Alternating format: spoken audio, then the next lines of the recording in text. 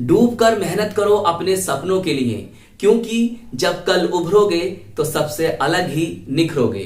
तो dear students, जैसे कि हमारे एनसीईआरटी से टॉपिक वाइज न्यूमेरिकल चल रहे हैं, हमने द्रव्यमान प्रतिशत और मोलरता के सभी न्यूमेरिकल को कंप्लीट कर लिया है। और अब हम जो कर रहे हैं वो है मोल अंश या मोल प्रभाज या मोल फ्रैक्शन के न्यूमेरिकल। और ये मोल फ्रैक्शन के न्यूमेरिकल पर पार्ट 3 है जो आप इस वक्त देख रहे हो, जिसमें आज हम दो न्यूमेरिकल को कंप्लीट करने वाले हैं, दो न्यूमेरिकल को सोल्व करने वाले हैं।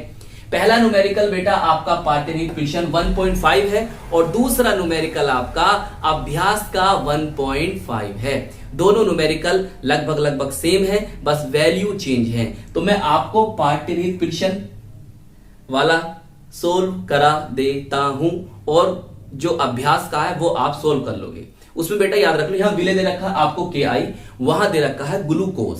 तो ग्लूकोज का मोलर द्रव्यमान कितना आता है? 180 ग्राम पर मोल आता है, जैसे कि आपसे कैलकुलेट करना आता भी होगा। सही, फिर तो मैं आपको पार्टनिक फ्रिक्शन 1.5 करा देता हूं और आप अभ्यास का 1.5 फ्रिक्शन खुद से सोल्व करेंगे। क्लियर? आंसर मैं बता दूंगा आपको। चलिए फिर शुरू करते हैं आज की अपनी ये वीडियो। आपको दे रखा है 20% W/W जलीय विलयन KI बोले तो पोटेशियम आयोडाइड का घनत्व 1.202 ग्राम पर ml हो तो KI विलयन की अब आपसे 3 प्रश्न पूछे हैं। मोलरता बताओ और मोल अंश की गणना कीजिए। देखिए, अब इसमें आपसे ये इन्होंने 3 प्रश्न पूछे हैं। आपको मोलरता भी बतानी है, मोललता भी बतानी है और मोल अंश, मोल फ्रैक्शन, मोल प्रभाज को भी कैलकुलेट करना है। तो सर कैसे कैलकुलेट करेंगे? देखिए, जैसे कि हम जानते हैं कि मोलरता में हमें क्या चाहिए, मोललता के लिए हमें क्या चाहिए और मोल प्रभाज के लिए, मोल अंश के लिए, मोल फ्रैक्शन के लिए क्या चाहिए। देखो भाई, मोलों की संख्या आपको इसमें भी चाहिए, इसमें भी चाहिए और इसमें भी चाहिए। मोलों की संख्या आपको इसमें भी चाहिए, इसमें भी चाहिए और इसमें। और मोल अंश के लिए तो बेटा आपको विलय और विलायक दोनों की मोलों की संख्या पता होनी चाहिए। अच्छा, देखिए मोललता है तो यहां पर आपको विलायक का द्रव्यमान, विलायक का भार, विलायक का मास, विलायक का वेट, सोलवेंट का मास आपको चाहिए ग्राम में या किलोग्राम में, लेकिन आपको विलायक का द्रव्यमान चाहिए। मोलरता में आपको विलयन का आयतन चाहिए लीटर में। और देखो मोल अंश के लिए तो आपको विलय और विलायक के मोलों की संख्या चाहिए। तो हम ऐसा करते हैं, सबसे पहले इन सभी वैल्यूज को लिख देते हैं जो हमें मोलरता और मोल अंश को कैलकुलेट करने में जरूरत है। उन सभी वैल्यू को हम पहले लिख लेते हैं। समझ में आ रही बात जी? तो देखो, अब हम देखते हैं कि हमारे पास दे रखा है 20% W/W। इस 20% W/W का मतलब क्या होता है? जैसे कि मैं आपको पढ़ा चुका हूं कि द्रव्यमान प्रतिशत के बारे में, तो इसका मतलब आपको एक बार और समझा देता हूं बेटा। 20% W/W का मतलब क्या है? पहला W जो आपको ऊपर वाला W है, ये बता रहा है विलय की मात्रा काय में, ग्राम में। तो विलय कौन है बेटा? आपका KI है। तो KI कितना होगा? 20 ग्राम हो गया। क्लियर? ये जो है ना आगे, ये आ जाएगा आपका 20 ग्राम में। और ये जो W है ये बताता है आपको विलयन बोले तो सॉल्यूशन की मात्रा, और कितनी होगी? 100 ग्राम। तो इसका मतलब ये हुआ कि 20 ग्राम KI 100 ग्राम विलयन में घुले हैं। 20 ग्राम KI 100 ग्राम विलयन में घुले हुए हैं। तो देखिए, इस वाली बात को हमने यहां पे लिख दिया है। क्या लिख दिया? देखो, 20 ग्राम KI जो कि विलय है और 100 ग्राम विलयन में घुले हैं। तो यहां से हमें बेटा विलय का द्रव्यमान पता चल गया और विलयन का द्रव्यमान पता चल गया। और जब हमें विलय और विलयन का द्रव्यमान पता चल जाएगा तो हम विलायक का द्रव्यमान निकाल लेंगे, जो कि हमें जरूरत पड़ेगी मोललता में। तो जिन जिन की जरूरत पड़ेगी पहले उन्हें लिख दो, सबसे बेहतर तरीका यही है। चलिए, अब KI का द्रव्यमान सर कितना आ गया हमारे पास? आ गया बेटा 20 ग्राम। चलिए, अब KI का मोलर द्रव्यमान निकालेंगे। तो मोलर द्रव्यमान कैसे निकालते हैं? जो इनके परमाणु भार होते हैं, जो इनके एटॉमिक वेट होते हैं, जो इनके परमाणु द्रव्यमान होते हैं, जो इनके एटॉमिक मास होते हैं, उनको लिखो। भाई पोटेशियम का होता है 39, ये तो आपको पता होना चाहिए। आयोडीन का होता है कितना? 127। और जब आप इसको कैलकुलेट करोगे तो कितना आ जाएगा? 100 कितना बन गया है? 9 और 6 166 ग्राम पर मोल। समझ रहे हो कितना बन जाएगा? 166 ग्राम पर मोल। सही दिखाई दे रहा? सही है। अब देखो हमारे पास द्रव्यमान पता है, हमें इसका मोलर द्रव्यमान पता है, तो अब हम के आई के मोलों की संख्या निकाल सकते हैं। तो मोल से कैसे निकालेंगे भाई? देखो के आई का द्रव्यमान सर कितना है? सर 20 है। और के आई का मोलर द्रव्यमान सर कितना आया था? 166 आया था। तो अब देखिए जब आप इसे कैलकुलेट करेंगे, इतना तो आपसे आता होगा, गुणा भाग करनी तो बेटा आपसे आती होगी। अगर मैं गुणा भाग करूंगा तो बहुत लंबी वीडियो बन जाएगी, समझ गए? तो थोड़ा बहुत गुणा भाग करने से 2 से काटोगे इसे, सही। तो इसका बेटा बन जाएगा आपका 0.1। आप भी सोल्व करके देखना, समझ रहे हो? कभी कभी ऐसा होता है कि गलती हो जाती है, पॉइंट इधर से उधर हो जाता है। अब तो ये मैं टाल दूं ना, ये रफ कर दूं, ये तो रफ कर दूं, ऐसा हो जाता है बेटा। मिस्टेक न्यूमेरिकल में ऐसा हो गया है कि पॉइंट की थोड़ी प्रॉब्लम आ गई, हो गई कैलकुलेशन। देखो आंसर सब कुछ सही आया, लेकिन हो गया यार प्रॉब्लम। वैसे मैंने डिस्क्रिप्शन में या और उसका जो आता है ना कमेंट्स, उसमें मैंने पिन कर दिया है, वो आप देख लेना। वो नॉर्मलता वाला न्यूमेरिकल है, नॉर्मलता का, नॉर्मेलिटी का, जिसमें मुझसे पॉइंट में गलती हो गई। चलिए, तो के आई का द्रव्यमान इतना आ गया। तो आप, मेरे कहने का मतलब ये है कि आप भी कैलकुलेशन चेक करते हुए चलें। अब देखो आगे चलते हैं, तो हम विलायक का द्रव्यमान कैसे निकालेंगे? भाई विलयन का द्रव्यमान कितना है? सर 100 है, 100 आ गया। और माइनस विलय का द्रव्यमान, भाई हम ये तो जानते हैं कि विलयन का द्रव्यमान बराबर विलायक का द्रव्यमान प्लस विलय का द्रव्यमान। तो बस हम विलायक का द्रव्यमान कैसे निकालेंगे? विलयन के द्रव्यमान में से विलयन के द्रव्यमान में से विलय के द्रव्यमान को घटा देंगे। कितना आ जाएगा? हमारा आ जाएगा 80 ग्राम। बताइए, अब हम जल का मोलर द्रव्यमान भी निकाल लेते हैं। जल कौन है? हमारा विलायक है, तो इसका मोलर द्रव्यमान की जरूरत पड़ेगी। तो H2O का मोलर द्रव्यमान, भाई हाइड्रोजन का परमाणु भार लगभग 1 होता है। और कितना हाइड्रोजन है सर? 2 हाइड्रोजन है। फिर ऑक्सीजन का 16 होता है, कितना आ जाएगा? 18 ग्राम पर मोल। ये होगा इसका मोलर द्रव्यमान। अब देखिए हम जल के मोलों की संख्या निकालेंगे। तो निकालने का तरीका वही है कि जल का, आप लिखिए क्या, जल का क्या लिखिए? द्रव्यमान लिखो। कितना है बेटा? 80 ग्राम है, 80 ग्राम और बटे जल का मोलर द्रव्यमान कितना आया? आपका 18 आया। जब आप इसे भाग करोगे तो कितना आ जाएगा आपके पास? आ जाएगा 4.444 मोल। एच कहां बन गया है? मोल। सही है, इतनी बात समझ में आ गई। तो जल के मोलों की संख्या भी पता चल गई आपको, 4.44 मोल। देखिए मोललता के लिए हमें चाहिए था विलायक का द्रव्यमान, वो हमें पता चल चुका है। और मोल अंश के लिए चाहिए था हमें विलय और विलायक के मोलों की संख्या, वो भी हमने कैलकुलेट कर ली है। लेकिन अब हमें चाहिए मोलरता के लिए, मोलैरिटी के लिए विलयन का द्रव्यमान, वो विलयन का आयतन। तो विलयन का आयतन हम कैसे निकालेंगे? देखिए हमारे पास एक फॉर्मूला होता है कि विलयन का आयतन बराबर विलयन का द्रव्यमान बटे विलयन का घनत्व, बोले तो डेंसिटी। कैसे निकालेंगे? देखो विलयन का द्रव्यमान हमें दे रखा है 100। अब आप कहोगे सर 100 कहां से आ गया? बेटा 20% का मतलब क्या बताया था? देखो कि जो आपका विलय है वो कितना है? 20 ग्राम है, और वो कितने में घुला है? 100 ग्राम विलयन में। तो ये विलयन का क्या है? द्रव्यमान ही तो है। और घनत्व हमें उसने दे दिया है। कितना दिया है? 1.202। जब आप आगे इसे सोल्व करोगे तो आपको बनेगा कितना? ये बनेगा आपका, पहले तो वैल्यू सही रखी है मैंने, हाँ, विलयन का द्रव्यमान 100, घनत्व सही है। तो अब कितनी बनेगा? हमारा बनेगा 83.2 ml। सही, ml में आ गया ये। तो वो द्रव्यमान काय में था? ग्राम में। और ये दे रखा था मैं काय में? ml में। तो वही यहां लिखता हूं मैं, ध्यान देखो, ये ग्राम में दे रखा है, ये ग्राम पर ml है। तो ग्राम से ग्राम कट जाएगा तो क्या काय में आगा? ml में। तो हमें चाहिए लीटर में सर। तो लीटर में करने के लिए हम क्या करेंगे, थोड़ा लाइन खींच दो, मैं यहां कर दूं। लीटर में करने के लिए हम क्या करेंगे बेटे,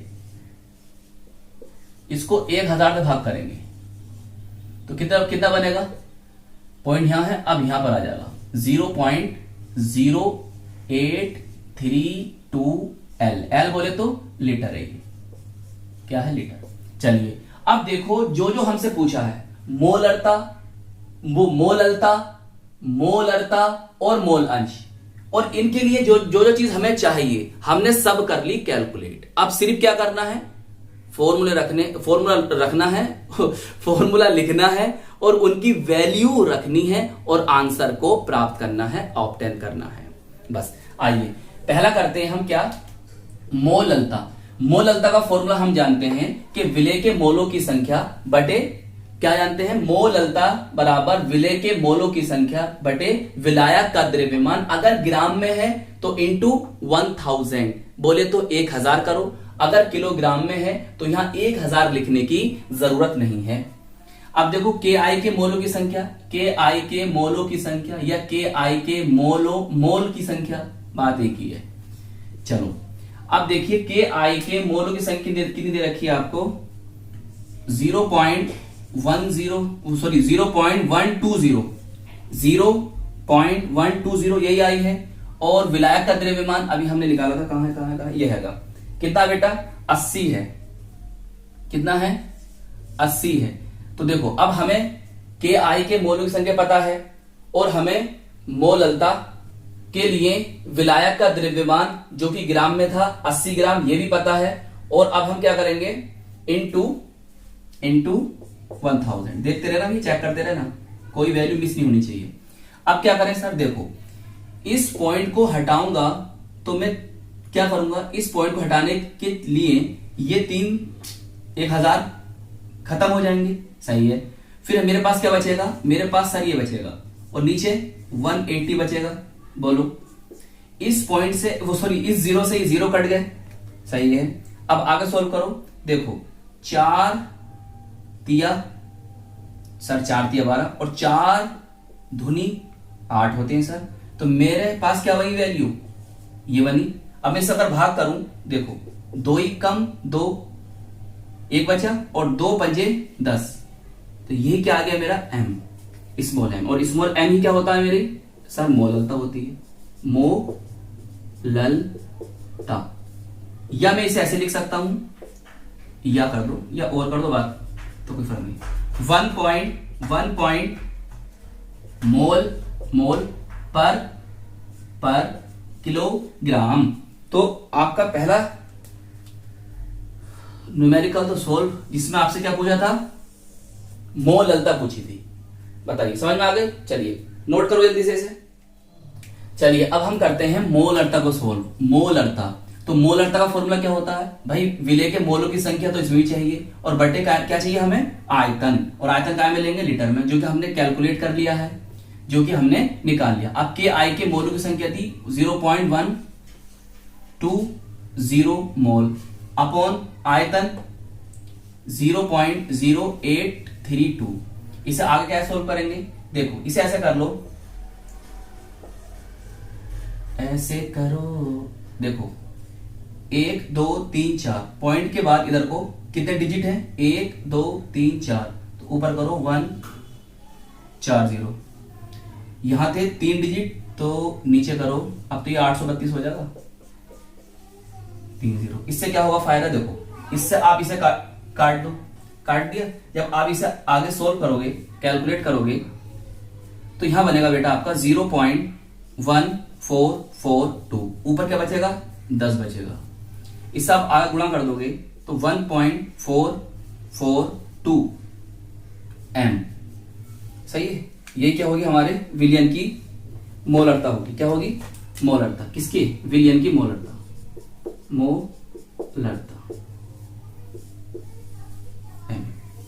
आप m के स्थान पर क्या लिख सकते हो, या, सही। इधर देखो, इधर यहां पर मैं क्या कर सकता हूं, या करके,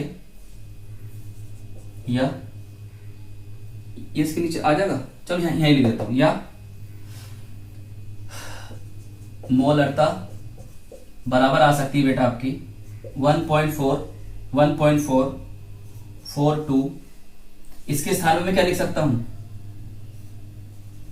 मोल पर लीटर, या मैं क्या लिख सकता हूं, और मोलरता बराबर 1.442 मोल पर डेसीमीटर क्यूब। सही, थोड़ा इधर लिख दूं, दिखाई नहीं दे रहा, तो चाहे आप ये लिख दो चाहे ये लिख दो, या मोलरता बराबर 1.442, बात एक ही है, मोल पर डेसीमीटर क्यूब। तो m के स्थान पर मोल पर लीटर भी लिख सकते हो, m के स्थान पर मोल पर डेसीमीटर क्यूब भी लिख सकते हो। जब मैंने आपको मोलरता पढ़ाया था तो समझाया था सभी। आप एक देखो बेटा, प्ले लिस्ट से पढ़ो। आप न्यूमेरिकल अगर आपको सोल्व करनी है ना, तो मेरी प्ले लिस्ट में चले जाओ, वहां पर आपको अनसोल्ड पेपर के भी मिलेंगे 2011 से लेकर 2024 तक के न्यूमेरिकल, टॉपिक वाइज, मोलरता के, नॉर्मलता के, मोल प्रभाज के, इसी तरह से। चलिए इसे भी नोट कर लो, आंसर सही है बिल्कुल, 1.442 मोल पर लीटर इसका आंसर होगा। चलिए अब हम करते हैं मोल अंश को सोल्व। देखो के आई का मोल प्रभाज निकालना है, सही है, इसका मतलब होता है मोल प्रभाज। के आई का मोल प्रभाज या मोल अंश, तो के आई के मोलों की संख्या रखो ऊपर, और के आई के मोलों की संख्या मतलब विलय के मोलों की संख्या प्लस विलायक के मोलों की संख्या। तो देखो हमें सब पता है कि आई के मोलों की संख्या 0.120 यही आई थी, और विलायक के मोलों की संख्या भी देखो ऊपर लिख रही होगी शायद, कहां है, ये आई थी 4.444। सही, आगे आप जब कैलकुलेट करोगे इसे तो कितना बन जाएगा, 0.120 अपॉन 4.564। सही, आगे बेटा इसे कैलकुलेट कर लेना आप, वीडियो लंबी जा रही है जरा। तो ये बनेगा हमारा, नीचे लिख दूं, ये सामने, चलो नीचे लिख देता हूं यहां पर, मिट जा भाई, मोल। तो इसका आंसर बनेगा बेटे, के आई का जो मोल प्रभाज होगा या मोल अंश होगा वो हमारा आ जाएगा 0.0263, और मोल प्रभाज का मात्रक नहीं होता है, जैसे कि मैं आपको बता चुका हूं। अब तुम देखो, यहां से हमें विलय का मोल प्रभाज तो हमने निकाल लिया के आई का, अब विलायक का मोल प्रभाज कैसे निकालेंगे। देखो एक तो यही तरीका है कि आप यहां पर लिखोगे मोल प्रभाज किसका, जल का, और यहां पर जल के मोलों की संख्या लिखोगे, और यहां पर ये एज इट इज रहने दोगे। एक तरीका तो सेम ऐसे ही है, और दूसरा तरीका बेटा बहुत आसान है, मैं सोच रहा हूं यहां करूं या वहां करूं। चलिए पहले शुरुआत यहां से करते हैं। देखो कैसे निकालोगे, जल के मोलों की संख्या ऐसे करो, एक तरीका तो यही है, समझ गए, जैसे ये कर रखा है, और एक तरीका ऐसा है कि 1 लिखो, और यहां पर जो विलय था आपका के आई उसका मोल प्रभाज। तो देखो बेटा ऐसे, यहां पर देखो, अब मैं क्या कर रहा हूं, कितनी वैल्यू आ जाएगी, जल का मोल प्रभाज या मोल अंश बराबर 1 माइनस कितना आया था इसका, 0.0263। जब आप इसे घटाओगे तो बेटा आपका बनेगा 0.9737, मतलब 0.9737। ये आ गया किसका, जल का मोल प्रभाज। बताओ बात समझ में आ गई। इस तरह से हमने मोलरता और मोल अंश को भी कैलकुलेट कर लिया। अब अभ्यास का जो प्रश्न है 1.5, उसके आंसर आप देख लो, वो आप खुद से ट्राई करना।